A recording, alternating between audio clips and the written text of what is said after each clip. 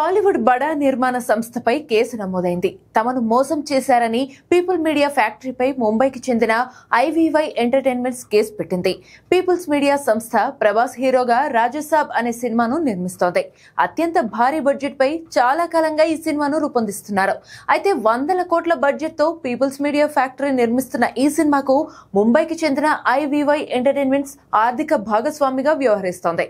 Cinema shooting కు అయ్యే ఖర్చు తదితర వాటికి ఆర్థిక వనరులు సమకూర్చేలా ఇరు సంస్థలు ఒప్పందాలు చేసుకున్నాయి. గ్రాండ్ గా షూటింగ్ స్టార్ట్ చేసిన పీపుల్ మీడియా మేకర్స్ ఈ సినిమా షూటింగ్ ను అనుకున్న టైంలో ఫినిష్ చేయలేకపోయారు. ఇప్పటికే రాజసాబ్ అనేక సార్లు రిలీజ్ వాయిదా పడుతూ వచ్చింది.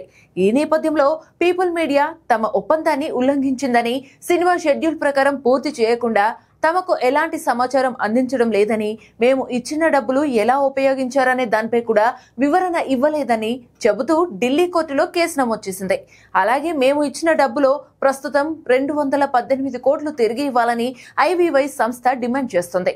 ఇదిలా ఉండగా ఈ సినిమా ఇంకా నాన్ థియేట్రికల్ డీల్ క్లోజ్ కాలేదని, అనుకోని కారణాల వలన రిలీజ్ వాయిదా చేశామని, కావాలని తమ పరువుకు భంగం కలిగిస్తున్నారని ఐవీవై ఎంటర్టైన్మెంట్స్ పై కోర్టును ఆశ్రయించింది పీపుల్ మీడియా సంస్థ.